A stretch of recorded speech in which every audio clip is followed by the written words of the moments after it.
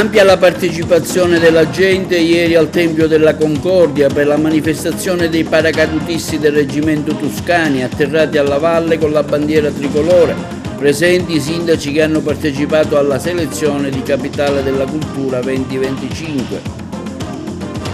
Si è conclusa positivamente, senza alcun problema, la festa di San Calogero al Porto Empedocle, consuntivo con il questore Emanuele Rigifari.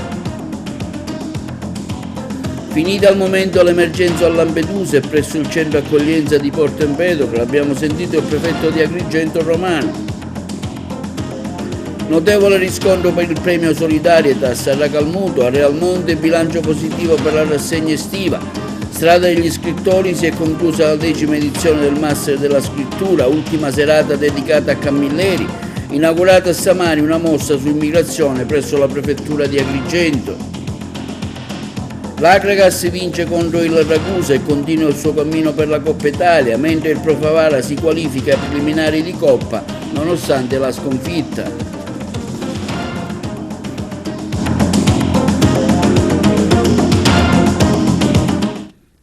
Benvenuti al telegiornale di TV Notizie con il classico appuntamento giornaliero. Tanta la gente che ieri ha partecipato alla Valle dei Templi, che ha visto protagonisti i paracadutisti del 1° Reggimento Tuscania che sono atterrati al Tempio della Concordia con un maestoso tricolore della bandiera italiana donata al comune di Agrigento che sarà esposta al Palazzo Comunale.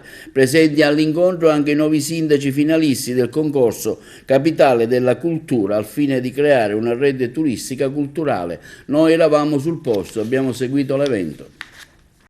Si è svolta ieri la manifestazione organizzata dai Carabinieri di Agrigento che ha visto la Valle dei Templi al centro di un evento importante e raro, alla presenza di tanta gente che con molte meraviglie ha visto lo spettacolo. I militari dell'Arma, campioni del mondo di precisione in atterraggio del 1° Reggimento Carabinieri Paracadutisti Tuscania, si sono lanciati con un elicottero nel perimetro attorno al Tempio della Concordia.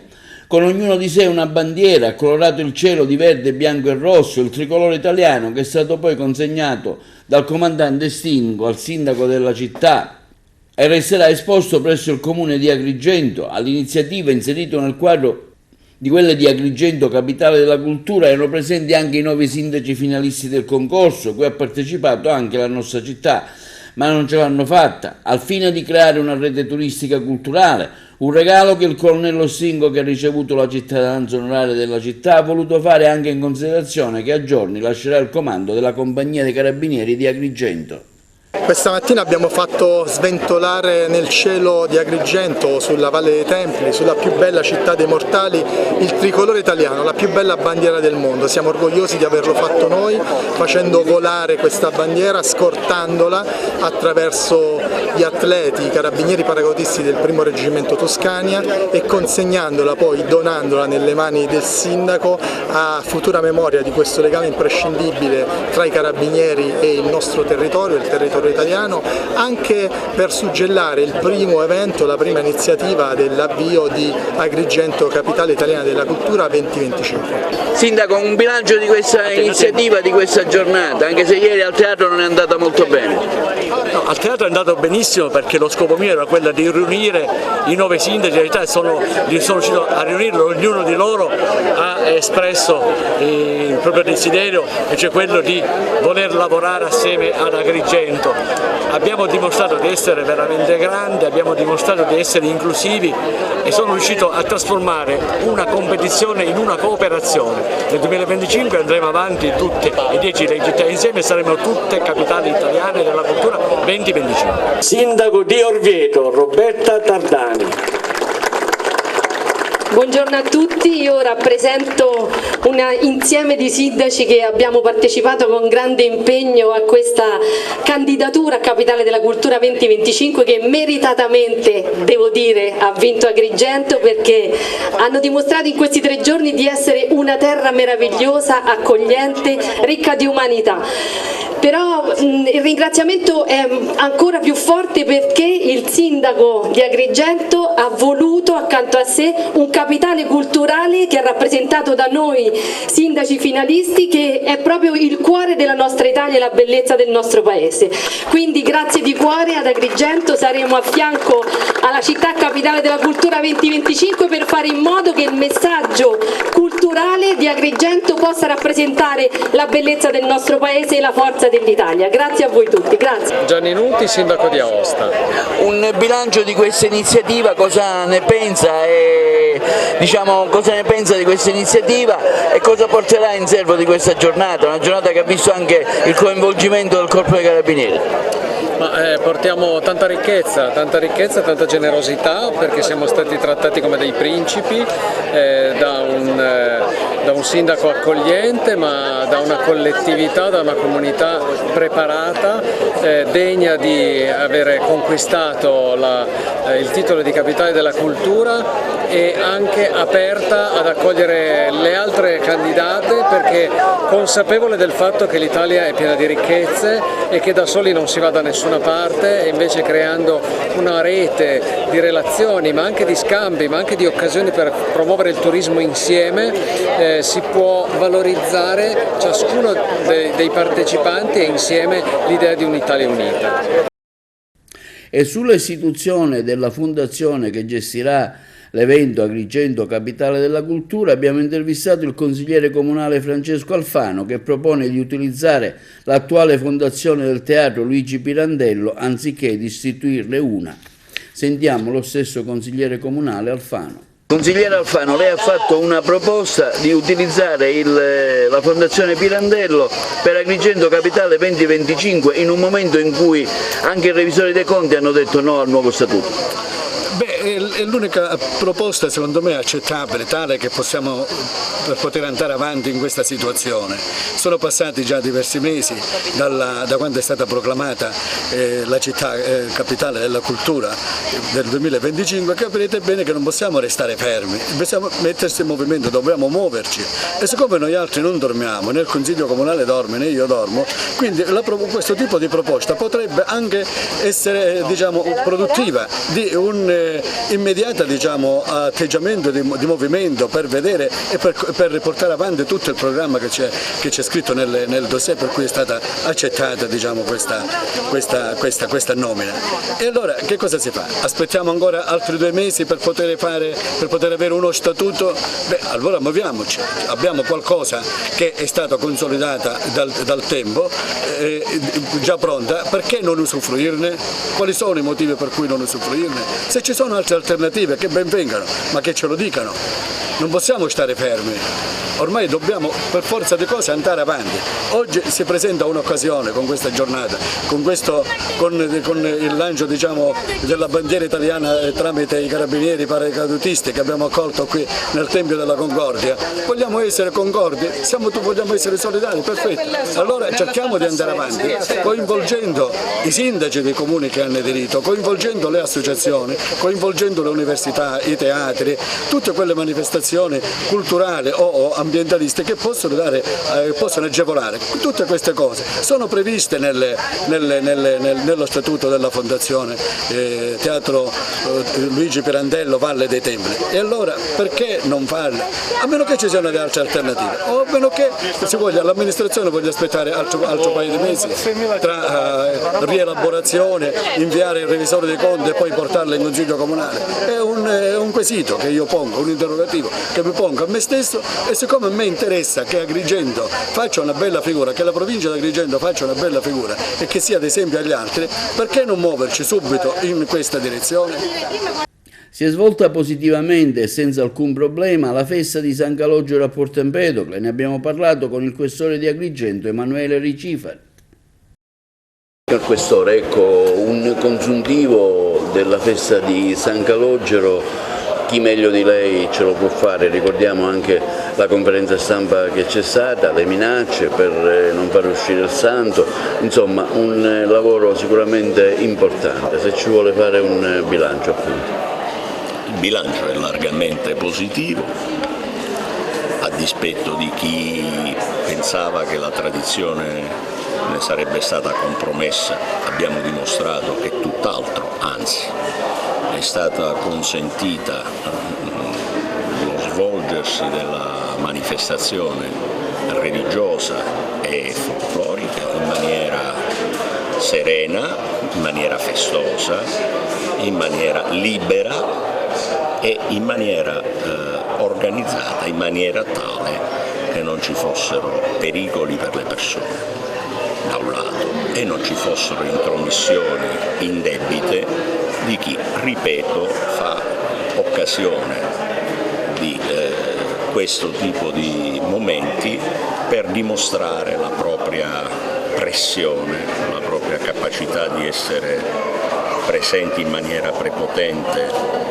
e spesso delinquenziale sugli altri cittadini. Quindi da parte vostra non avete ravvisato nessun tipo di impedimento, di ostacolo all'uscita della statua dalla chiesa?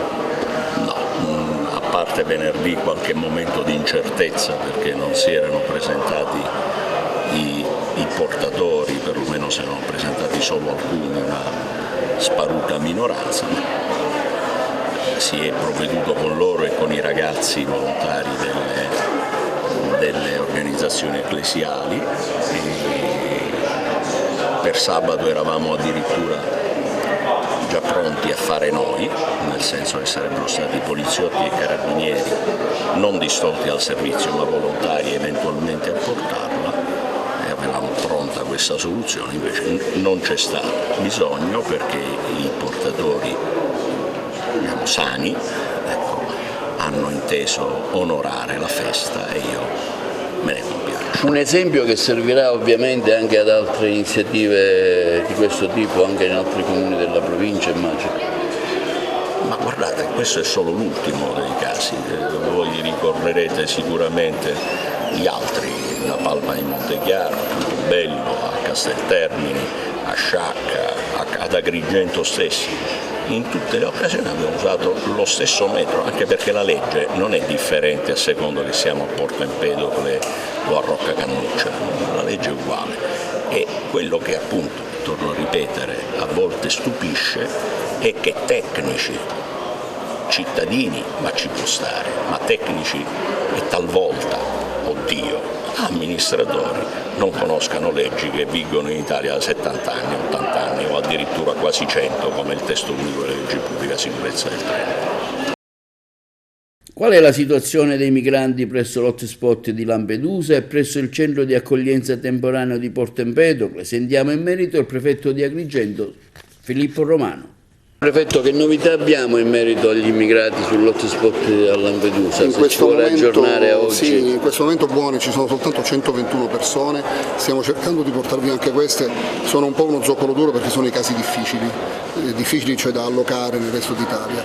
L'obiettivo nostro è sempre quello di tenerlo potenzialmente a zero, è chiaro che è un obiettivo tendenziale. Però dobbiamo essere pronti nel caso di nuovi sbarchi ad avere più posti possibili liberi e pronti. Per la struttura di Porto Empedocle a che punto siamo? I lavori sono già iniziati, sono stati consegnati, lo sapete, l'appalto è stato aggiudicato il 14 agosto, noi eravamo qua proprio per garantire un inizio veloce, sono stati consegnati qualche giorno dopo, adesso sono già lì i primi operai, stanno addirittura lavorando con i turni di sabato, quindi la ditta su nostra spinta ha deciso anche con molta buona collaborazione, buona volontà di lavorare anche nei fine settimana. Attualmente quanto sono gli ospiti della tensostruttura a Porto Empedocle? In questo momento nessuno.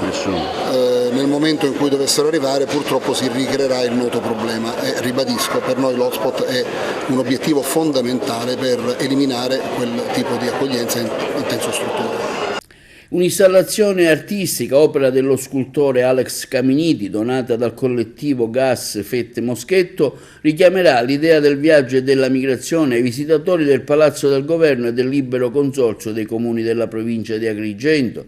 La scultura è stata sistemata presso l'atrio della prefettura, presente il prefetto di Agrigento, l'artista Alex Caminiti e il critico d'arte Andrea Guastella. Noi abbiamo seguito l'evento. Un'iniziativa sicuramente interessante che vede Agrigento al centro dell'immigrazione anche attraverso queste realizzazioni artistiche e culturali. Esattamente, il significato dell'opera è proprio questo, ma non dirò null'altro rispetto a quello che ha detto chi meglio di me la conosce e la sa presentare e che avete già intervistato. Aggiungo invece una mia osservazione: il Palazzo del Governo, in quanto Palazzo del Governo, è Palazzo del cittadino. Questo è un inizio, ma noi intendiamo con questa iniziative, con altri simili come per esempio la convenzione col Teatro Pirandello, aprire questo palazzo ai cittadini e sempre di più vedrete che ci saranno occasioni in cui il cittadino potrà entrare, vedere, utilizzare il palazzo non solo come ufficio ma anche come luogo di incontro, ovviamente per iniziative di tipo culturale o sociale. Quindi ci saranno altre iniziative in questo senso da qui a divenire? Certamente, iniziative sia artistiche sia spettacolari, nel senso musica o teatro ovviamente, e anche iniziative di coinvolgimento dei giovani su cui ancora non voglio svelare nulla perché mi piace parlare coi fatti più che con le dichiarazioni. È un'opera che tratta un tema che per voi è quotidianità. La quotidianità è quella dell'immigrazione. Quest'opera parla del viaggio e prende come simbolo del viaggio la fuga di Caravaggio da Roma, quindi un viaggio diciamo così di chi scappa, ecco, in un certo senso questo è il collegamento. Sono un artista che lavora prevalentemente all'estero e ho creato questo collettivo d'arte indipendente che si chiama GAS, ho riunito diversi paesi a livello mondiale, tra cui Egitto, Senegal e poi qualche artista importante italiano per dare appunto visibilità a chi non l'ha, come appunto Gimaga e Sadif, che sono due artiste appunto internazionali. Ho pensato al viaggio perché appunto voi in questo momento avete questo grande problema di questi migranti che arrivano per salvarsi appunto da morte certa oppure da una vita veramente dura. La stessa cosa fece Caravaggio, perché Caravaggio venne in Sicilia proprio per salvarsi dalla pena capitale che gli aveva imposto prima il Vaticano e poi i Cavalieri di Malta dal viaggio di Malta. Quindi ho pensato a tre strutture che potessero convivere tra di loro, tra cui un'opera, un olio su tela, una scultura in marmo di Carrara molto pregiata e una fusione metallica che rappresenta appunto la spada che poi è la maledizione che Caravaggio si porterà per tutta la vita fino alla fine. Parliamo appunto di questo evento, di questa iniziativa, cosa vuol dire, come mai avete avuto questa idea di collocarlo proprio qui nella prefettura di Agrigento? Allora, questo è un gruppo scultoreo realizzato da Moschetto su un'idea e su un progetto del collettivo GAS, e in particolar modo di Alex Caminiti, che pensando ad Agrigento ha pensato di portare ad Agrigento Caravaggio, che è venuto in Sicilia ma ad Agrigento probabilmente non c'è mai stato. Ovviamente Caravaggio non rappresenta solo un artista, una persona, rappresenta un'idea, è una sorta di prototipo del migrante, perché lui viene in Sicilia, ma viene in Sicilia non per restare in Sicilia, viene in Sicilia per andare da un'altra parte, viene in Sicilia perché vuole tornare nuovamente a Roma e per farlo ha bisogno della spada sicuramente, che è un po' la sua maledizione, ma ha bisogno anche di purificazione, ha bisogno, diremmo noi, di acqua santa, di un qualcosa che ridia un senso e un significato alla sua vita e al suo lavoro. L'installazione si intitola Humilitas Occidit Superbiam, l'umiltà uccide la superbia, e il titolo è evocativo di una delle poche volte in cui l'omicidio funziona. L'omicidio funziona quando una virtù scaccia un vizio, nello specifico la superbia è quella del Caravaggio, che giovane aveva forse confidato troppo nei suoi mezzi, anche nelle sue qualità umane, arrivando a uccidere un'altra persona. Infatti da vecchio, in una delle sue ultime opere, forse l'ultima, noi troviamo questa scritta su una spada che sta in mezzo tra un David e un Golia. Golia, la testa di Golia che David ha appena tagliato, solo che Caravaggio è entrambe, Caravaggio è David e Caravaggio è Golia. Caravaggio David è l'uomo giovane, Golia invece è l'uomo vecchio che questa spada ha tagliato. Ampia è stata la partecipazione al Premio Nazionale Solidaritas 2023 che si è svolto lo scorso 2 settembre a Racalmuto, organizzato dal Movimento Cristiano Lavoratori, dedicato a Monsignor Cataldonaro e a personalità che si sono distinte nel mondo della solidarietà, della cultura, dell'arte e della scienza. Noi abbiamo seguito l'evento. Ampia è stata la partecipazione di pubblico al Premio Nazionale Solidaritas 2023 che si è svolto a Racalmuto sabato 2 settembre, organizzato dal Movimento Cristiano Lavoratori, dedicato a Monsignor Cataldonaro e a personalità che si sono distinte nel mondo della solidarietà, della cultura, dell'arte e della scienza. Presenti a questa edizione il Presidente nazionale del Movimento Cristiano Lavoratori, Antonio Di Matteo, il Presidente dell'Ars Gaetano Calvaglio, l'Onorevole Serafina Marchetta, l'Onorevole Decio Terrana, ideatore del premio, La giuria ha scelto di premiare Gaetano Aronica, attore, Francesco Caruso, direttore del Centro Humanitas, Letizia Cino, medico del pronto soccorso dell'ospedale di Agrigento, il comando provinciale dei carabinieri di Agrigento, Giuseppe Di Forti, presidente della Banca Sicana, Francesca Di Gaudio, docente universitaria della facoltà di Palermo, Maximis Kosicki, governatore della regione di Leopoli, dello Stato ucraino, Giuseppe Nota Stefano, presidente nazionale dell'Azione Cattolica Italiana, Don Giuseppe Pontillo, parroco della cattedrale di Agrigento, Salvatore Filippo Vitello, magistrato, Cardinale Matteo Maria Zuppi, presidente della Confederazione Episcopale Italiana. Una menzione speciale è stata assegnata a Ismaele Lavardera, vicepresidente della Commissione regionale antimafia, un riconoscimento a Calogero Rizzo. La cerimonia è stata presentata da Sandra Licata e Nicoletta Capodici ed è stata allietata dagli interventi musicali di Salvatore Salvaggio, basso baritono, e Maki Nomoto, soprano. Oggi noi del mondo cattolico non potevamo che intestarlo Monsignor Naro per quello che ha rappresentato in Sicilia e anche a livello nazionale e internazionale questo premio, perché noi cattolici vogliamo e predichiamo il messaggio evangelico, che è quello della solidarietà, dell'amore e della pace, soprattutto in un momento dove c'è una guerra che coinvolge l'Europa, una guerra che coinvolge tutto il mondo, l'Ucraina e la Russia. Noi diciamo che l'Europa dovrebbe fare di più, perché questa guerra non può essere all'infinito, una guerra che ha visto 500.000 di morti e forse di più, e quindi non possiamo assistere passivamente a questo sfracelo che c'è in Europa, che c'è soprattutto nella terra di Ucraina.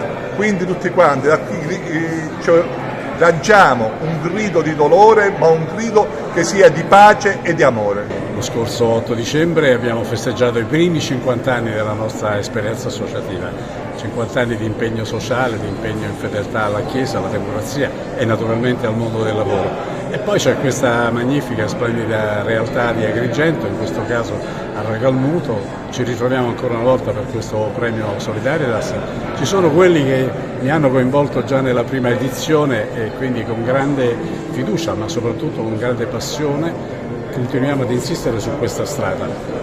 La solidarietà e la sussidiarietà sono due elementi che caratterizzano la vita del nostro movimento, e quindi questo evento importante in un luogo significativo, con la collaborazione dell'amministrazione comunale e della Fondazione Leonardo Sciascia, per noi è anche motivo di orgoglio, di soddisfazione, ma anche di impegno a continuare. Presidente, qui a Ragalmuto per la consegna del premio Solidaritas, un momento importante in un momento difficile dell'Europa e del mondo intero. Sì, la mia presenza qui vuole testimoniare la vicinanza a questo mondo, all'amico Decio Terrana insieme alla moglie che mi trovo piacevolmente in aula, nel voler essere presente in tutto il territorio in un momento importante come questo.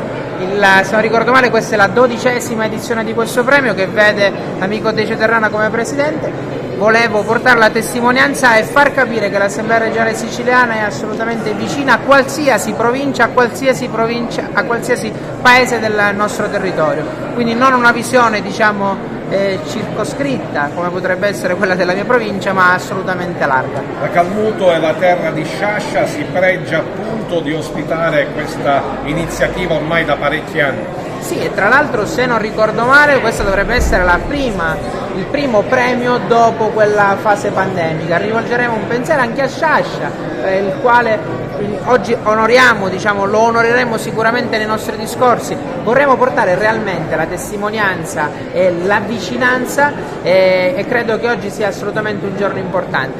Ragalmuto, da parte della Presidenza dell'Assemblea regionale, avrà sempre le porte aperte.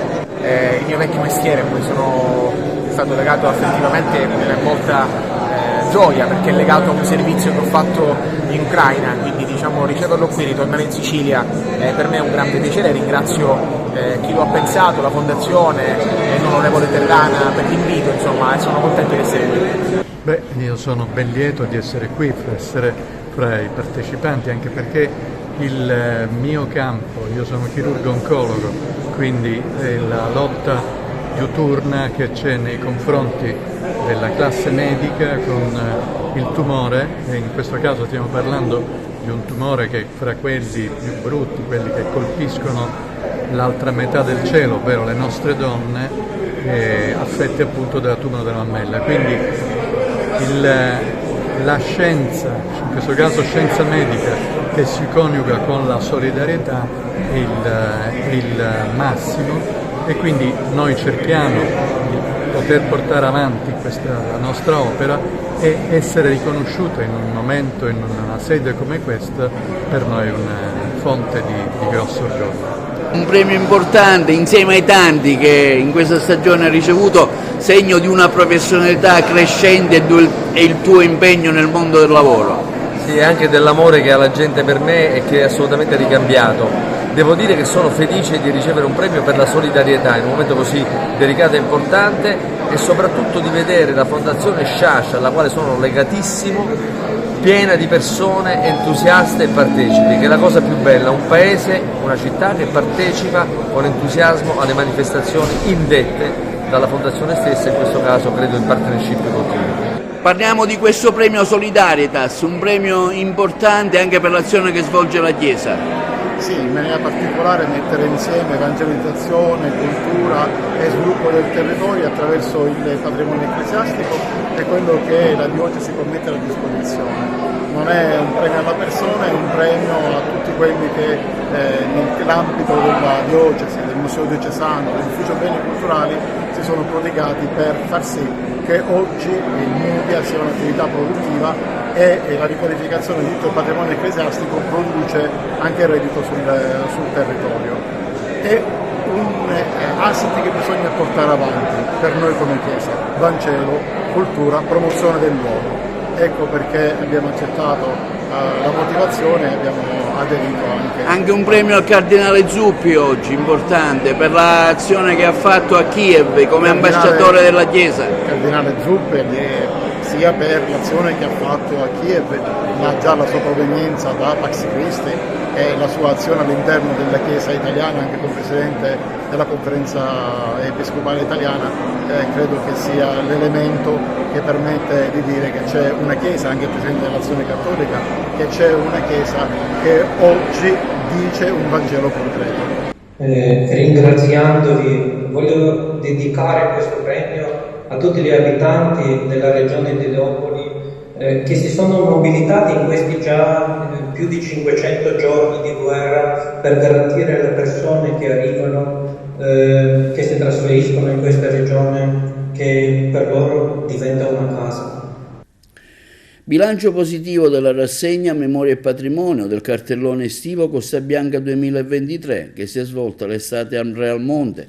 Tanta la gente e i turisti che vi hanno partecipato. Abbiamo sentito anche il sindaco di Realmonte, Sabrina Lattuca. Questa sera si conclude la rassegna letteraria Memoria e Patrimonio. Abbiamo avuto a Realmonte degli ospiti illustri, dei magistrati integerrimi, oltre a nostri concittadini come Carlo Palermo, che hanno presentato i loro testi. Memoria e Patrimonio è una rassegna pensata per trasferire alle nuove generazioni il nostro bagaglio, la nostra identità, il nostro patrimonio storico. Questa sera si aggiunge pertanto un tassello a questo puzzle che servirà per costruire un futuro consapevole. Questa è una delle ultime attività di Costa Bianca 2023 che si chiude con un bilancio, l'ho detto prima, assolutamente positivo, e ce ne saranno altre attività, una proiezione di un film, un'altra manifestazione letteraria. Comunque, quando si fa squadra si riesce a fare la differenza, ciascuno facendo il proprio dovere, ciascuno per quanto di sua competenza, insieme per fare la differenza. Insomma, una serata interessante dove sono stati toccati tanti temi, la memoria, i valori che si tramandano dalle generazioni passate a quelle future.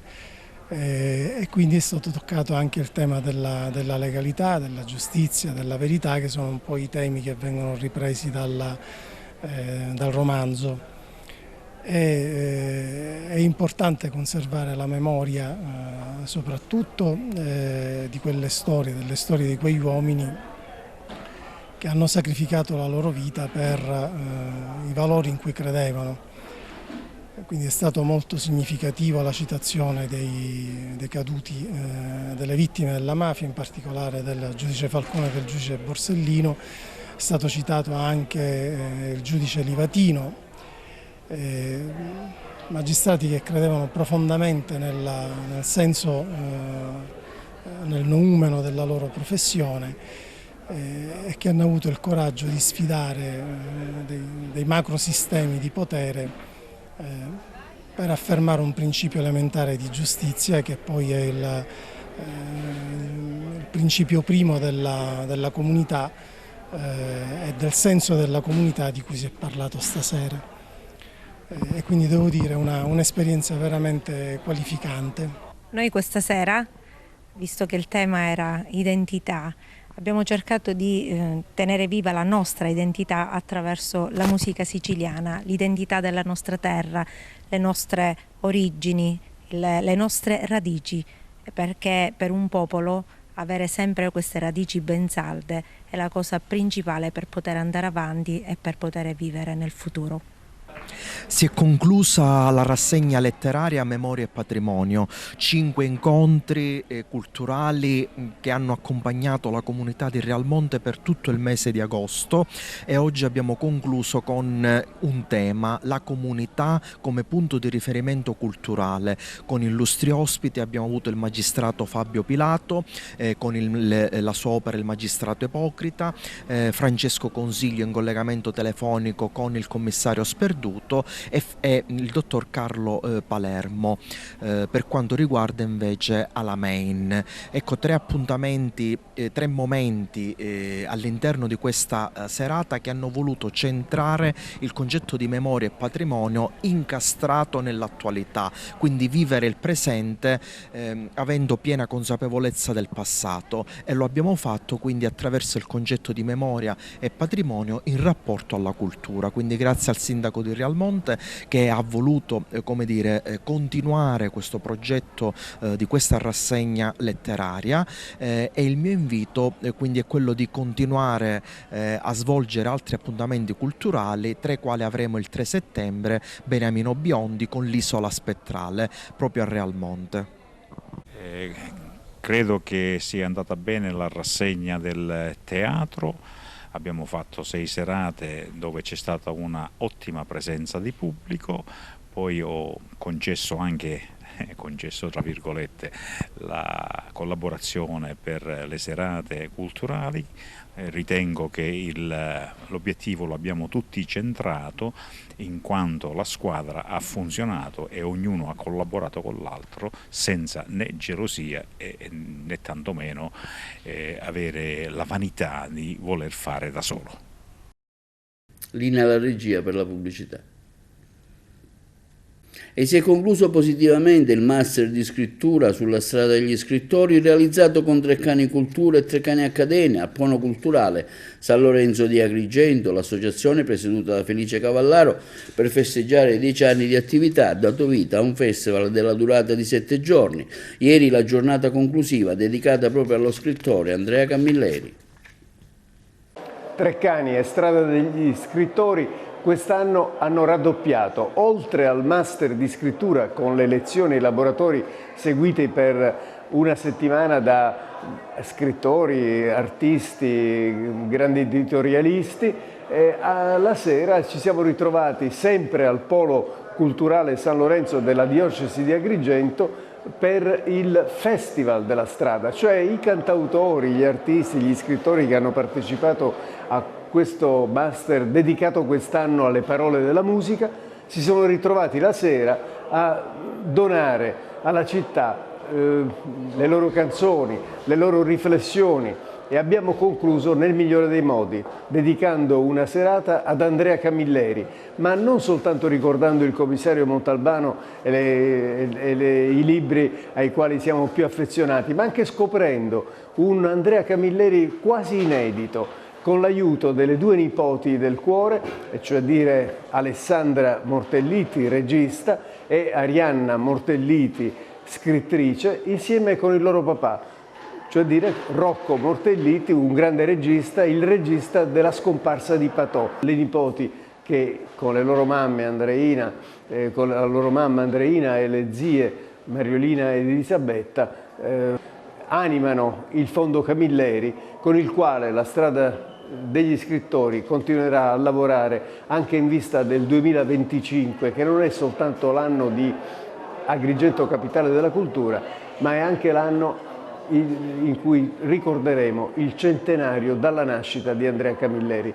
Era veramente estremamente simpatico, estremamente moderno, per cui noi abbiamo avuto la fortuna veramente di poter parlare con lui degli argomenti più disparati. E poi la grande particolarità di nonno, secondo me, è che essendo poi cresciuto e vissuto in mezzo alle donne, aveva sviluppato un animo prettamente più femminile che maschile, per cui veramente per noi è un piacere parlare con lui, era come parlare con un'amica saggia. Assolutamente sì, confermo, addirittura possiamo dire che nonno è stato anche un confidente delle nostre prime esperienze sentimentali quando eravamo adolescenti, e poi è rimasto il confidente quando si trattava di chiedergli i consigli quelli più importanti della vita adulta. E la cosa anche bella è che lui era uno scrittore sui generis, non il classico scrittore che scrive isolato, solo con se stesso in riva al mare, ma amava scrivere circondato dal classico delirio familiare, quindi moglie, figli, nipoti, pronipoti, fino all'ultimo insomma ha scritto anche con i pronipoti che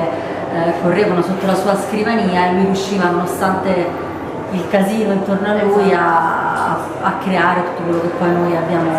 Anzi, diceva che il caos lo aiutava nella concentrazione, quindi è andata bene, direi che effettivamente è andata così. Questa è stata una serata particolarmente emozionante, innanzitutto perché è la prima volta che mi trovo a parlare di mio nonno insieme a mia sorella e insieme a mio padre, quindi questa dimensione familiare rende il tutto ancora più emozionante.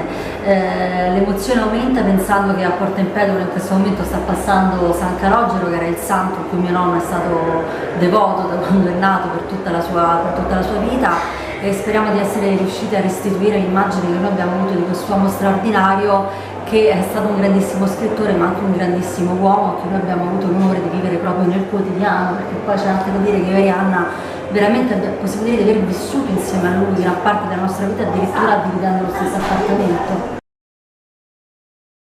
Tra qualche giorno inizierà il nuovo anno scolastico anche ad Agrigento, e in merito abbiamo sentito l'assessore al ramo Gioacchino Alfano sulle novità in cantiere.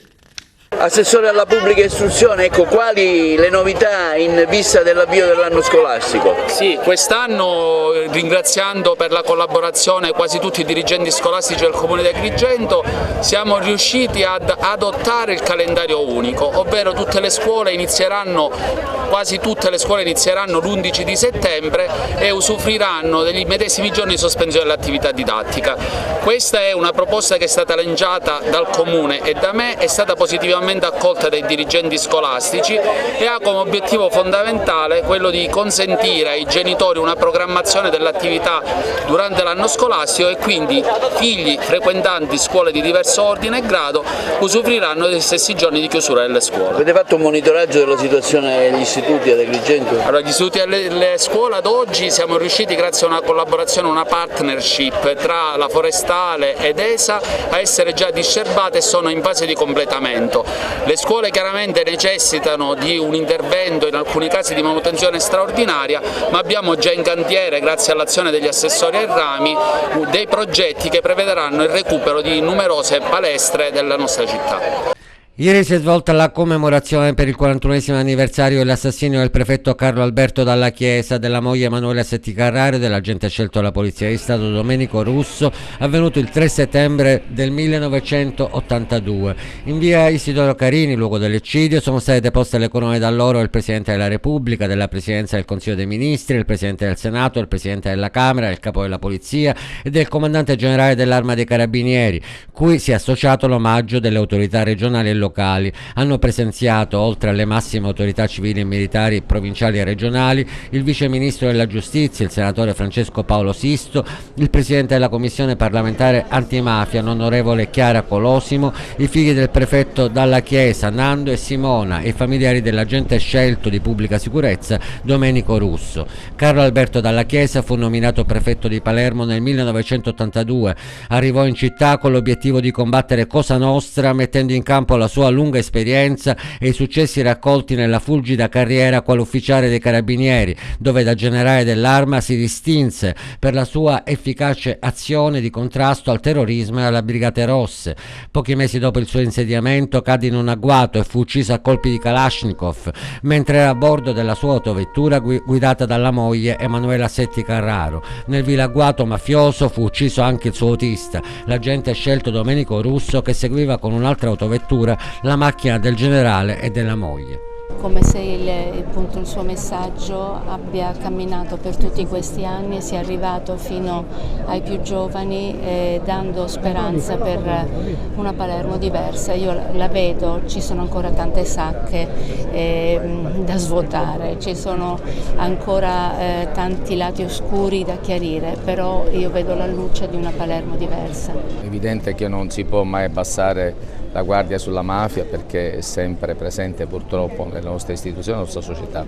Dopo quegli omicidi, l'omicidio Chinnici, dalla Torre e della Chiesa, di tutti dell'82, sicuramente lo Stato ha reagito. Una per tutte la legge Riunione della Torre, approvata 2 mesi dopo questo eccidio, una legge che ha istituito il reato, inserito nel nostro codice il reato di associazione mafiosa e ha previsto norme durissime per i sequestri dei patrimoni nei confronti dei mafiosi, addirittura invertendo l'onere della prova. Se sei mafioso devi dimostrare tu la lecità del tuo immobile, andando contro quello che era il principio di non colpevolezza previsto dalla Costituzione, ma nessuno ha alzato un dito per sostenere che fosse incostituzionale.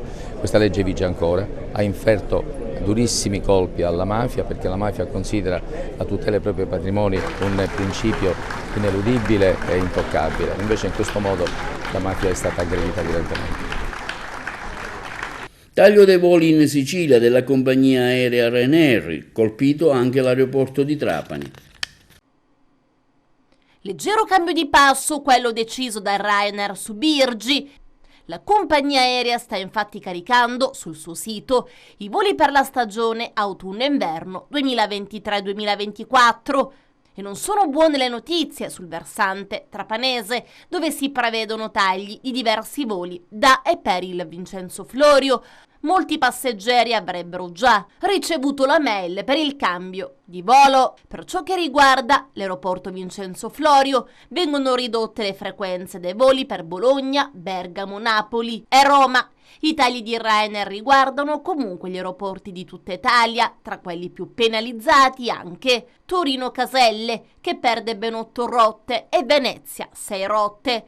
Un aeroporto con numeri da record, comunque quello di Trapani, che lo scorso mese di agosto ha registrato il pienone di presenze. Dall'inizio dell'emergenza che ha colpito l'aeroporto di Fontanarossa di Catania, settimane addietro, lo scalo trapanese ha visto triplicare il traffico ordinario, con uno sforzo notevole da parte del personale e di tutti gli operatori collegati per mantenere l'ordine e non creare ulteriori disagi ai passeggeri. Era un sabato 22 luglio. L'assessore trasporti Alessandro Aricò si recava a Birgi per constatare il buon funzionamento del coordinamento dei trasporti e per ringraziare direttamente gli operatori dello scalo e il management di Airgest per il lavoro fatto in attesa di quello che sarebbe stato un weekend piuttosto caldo. Un'aerostazione viva e senza disordini, queste le parole di Aricò, con spazi ottimizzati per l'accoglienza dei passeggeri, anche grazie al supporto degli uomini e delle strutture. Nel luglio scorso l'aerostazione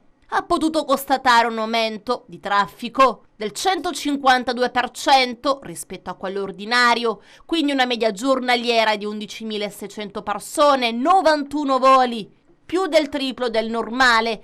Sono serviti più di 100 pullman per trasportare quotidianamente a Catania i passeggeri, facendo crescere esponenzialmente l'aeroporto.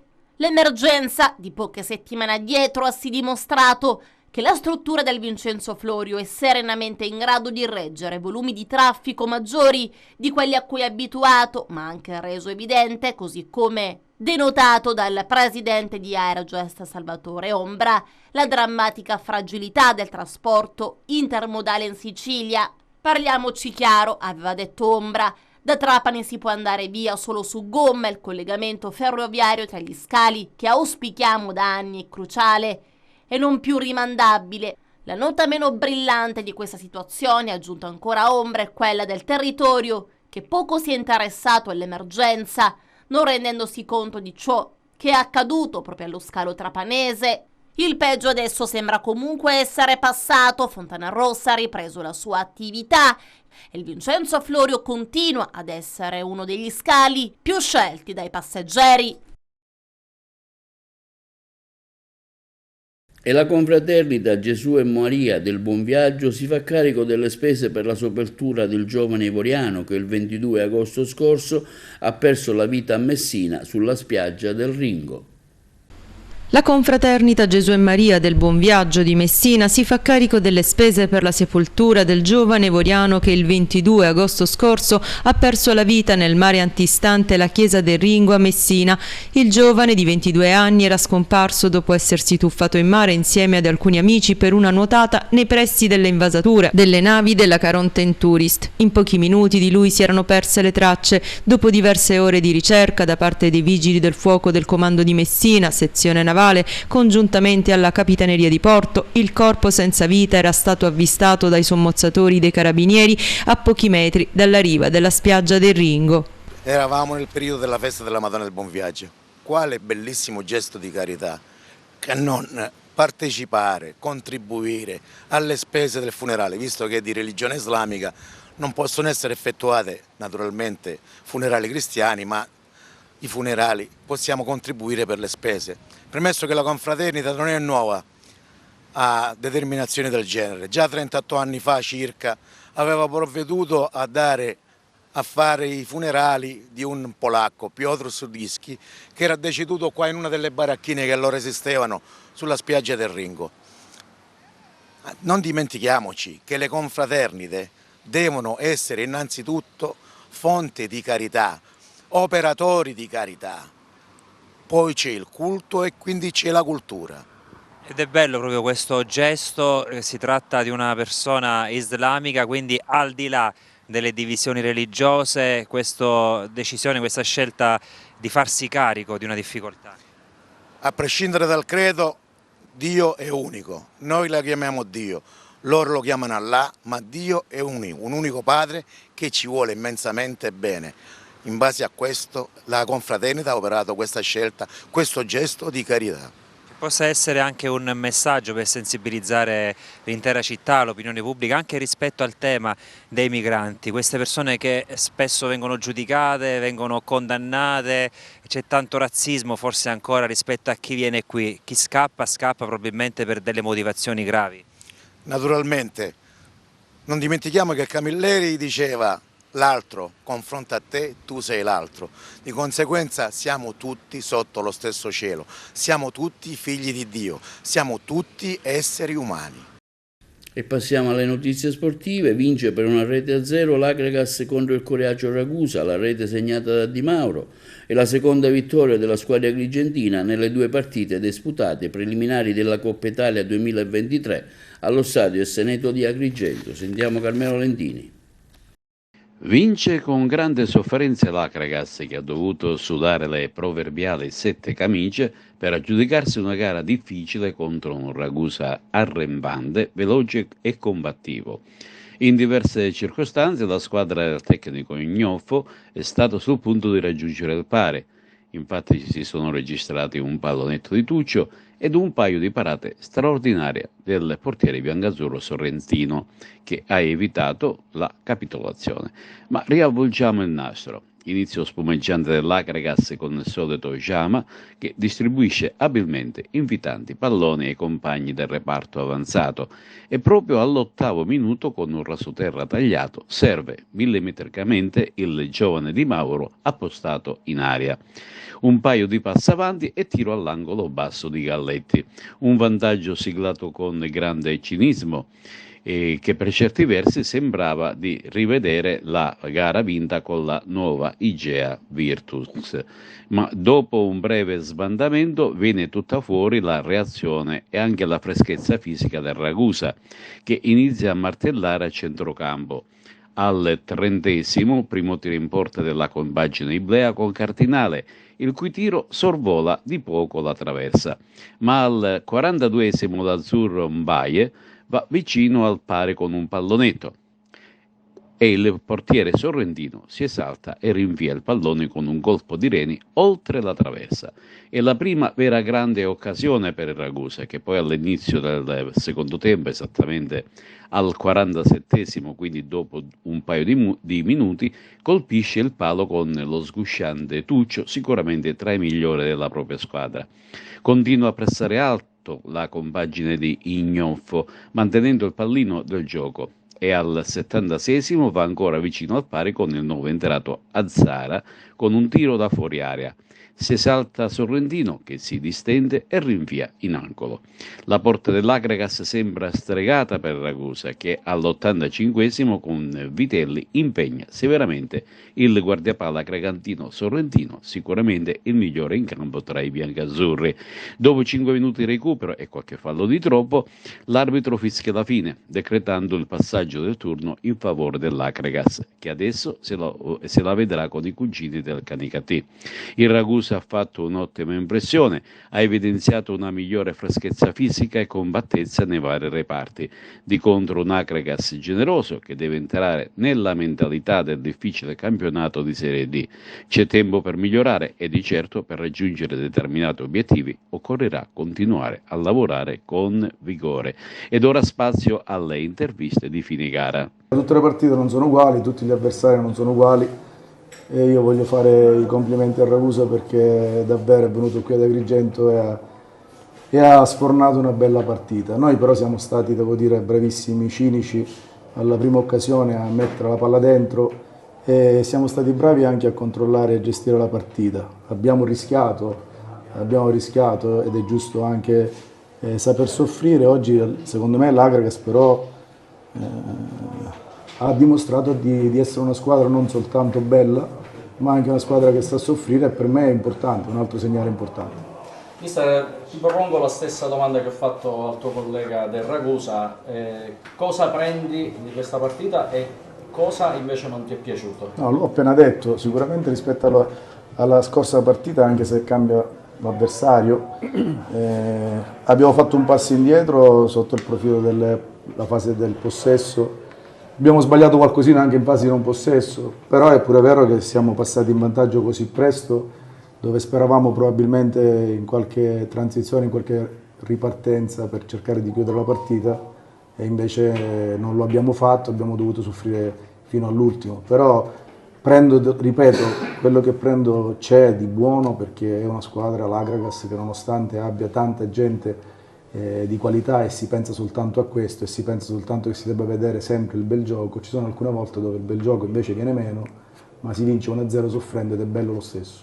È stato bravo Sorrentino, ma fa parte di quello che è la squadra e quindi vanno i meriti anche al portiere per quello fatto. È ovvio che mi dispiace non aver passato questo turno, sono contento assolutamente della prestazione che hanno fornito i ragazzi, era un test importante per noi anche questo che ci permette di arrivare a quello che è la prima di campionato e sicuramente uno con risultati positivi può lavorare in maniera più serena, ma soprattutto prendi una certa consapevolezza di quello che sono le tue forze. Però abbiamo trovato di fronte una squadra che ha fatto la sua partita, ci ha messo in difficoltà su qualche palla un po' tra virgolette definisco sporca, sulle seconde non siamo riusciti a essere più reattivi di loro e soprattutto nella prima parte abbiamo rischiato 2 o 3 situazioni di questo tipo, tra cui l'azione dove è nato il gol, che ci siamo a parte mossi male noi, però c'è anche la bravura di chi la mette dentro ovviamente.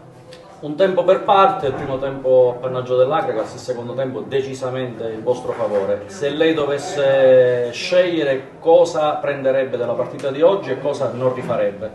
Allora, la partita di oggi prenderei un po' quello che è stata la seconda parte della gara, la reazione, prenderei il fatto di non volere mai mollare, di essere sempre o comunque cercare di essere padroni del proprio destino, perché le mie squadre devono sapere quello che fanno soprattutto, e quindi questa è la parte. Forse la cosa che non prenderei è, non so se è una questione di scarsa lucidità, ma soprattutto la prima parte la lucidità di solito ti manca nella fase un po' finale, invece nella prima parte li ho visti un po' appannati i miei ragazzi.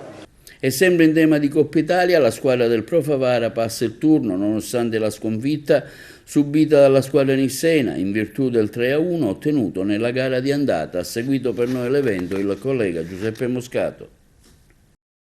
Inizia bene la stagione calcistica 2023-2024 per la Pro Favara, che conquista il passaggio di turno nella Coppa Italia.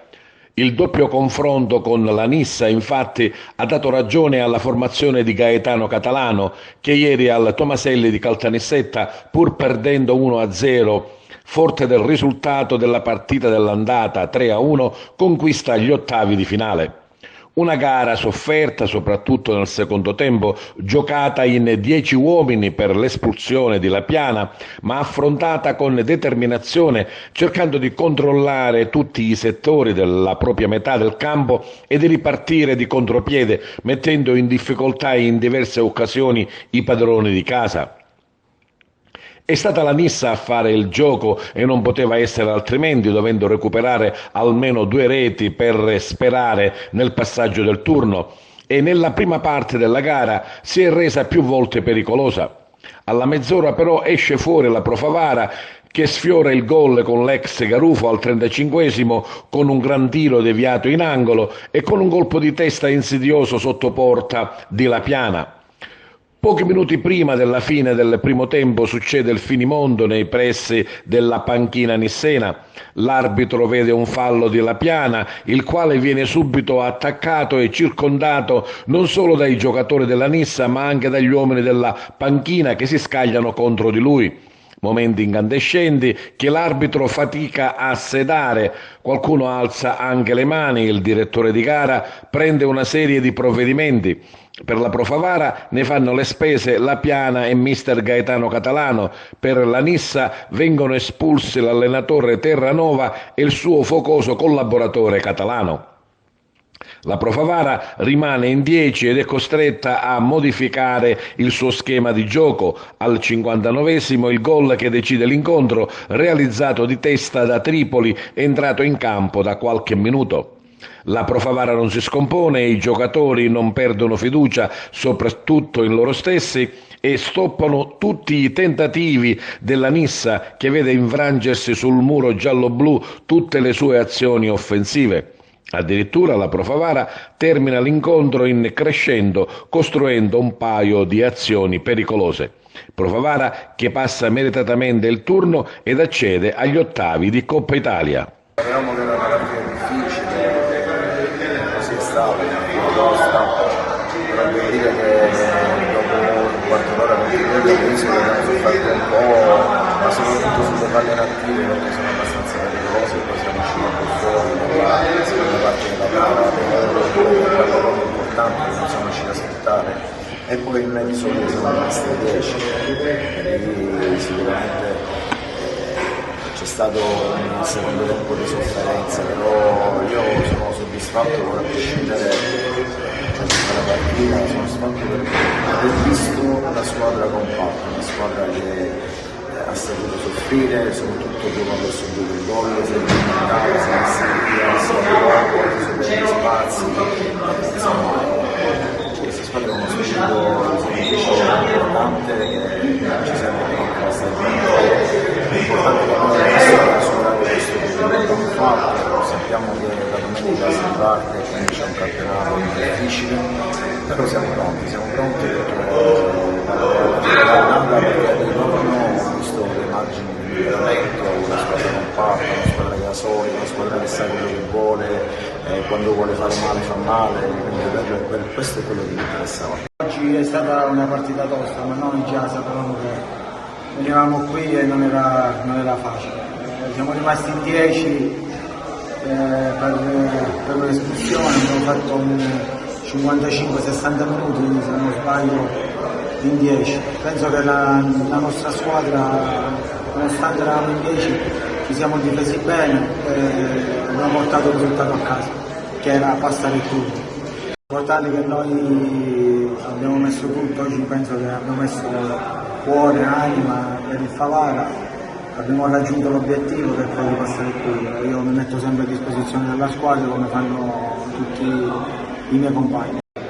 No, l'importante era superare il turno, purtroppo sapevamo che ci aspettava una partita molto maschia e sapevamo pure che era decisa da episodi, però siamo stati bravi a compattarci e rimanere tutti uniti in 10, perché se non sbaglio abbiamo giocato 50 minuti in 10 e non è facile contro la lista, soprattutto in questo campo che è molto grande. E soprattutto dopo aver subito un gol che poteva tagliarvi le gambe. E soprattutto dopo aver subito un gol ci siamo veramente compattati da grande squadra.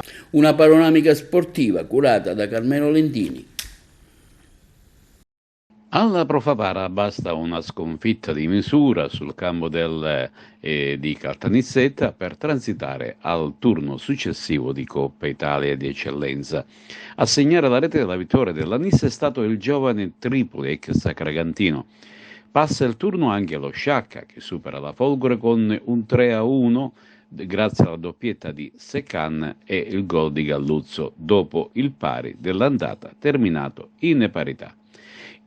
Ed ora le squadre che hanno superato il turno: Aspra Casteldaccia 0-1 con quest'ultima che accede al turno successivo, Marineo Don Carlo Misilmeri 1-1, Don Carlo che passa anch'esso al turno successivo, Nissa Pro Favara, l'abbiamo detto poco fa, il Pro Favara passa avanti.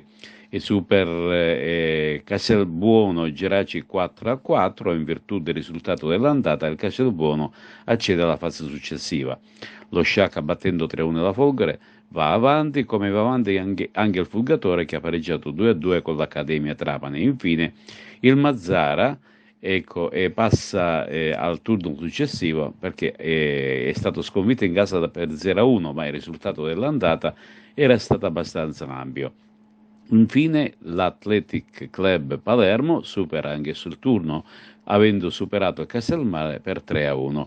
Scendendo di categoria è il Casteltermine di Mauro Micichea a superare il turno di Coppa Italia di promozione, che ha giocato con l'Empedoclina al Collura. Era passata in vantaggio la squadra marinara con il solito Bamba, ma poi è arrivato il pari del Casteltermine con Noto. Lo stesso risultato dell'andata che ha costretto l'arbitro a decretare i calci di rigore. Alla fine il risultato finale è stato di 3-4 per la compagine della Montagna. Anche il Gemini di Renato Maggio supera il turno di Coppa Italia ai danni del Camarat. Questa volta la compagine biancorossa ha prevalso con il minimo scarto di 1-0 allo stadio Nino Lobue e quindi vola ai 16esimi. La rete che ha segnato la vittoria del Gemini è frutto di una deviazione della difesa ospite. E questo è tutto per TV Notizie di oggi, vi diamo appuntamento alle prossime edizioni, vi auguriamo una buona serata.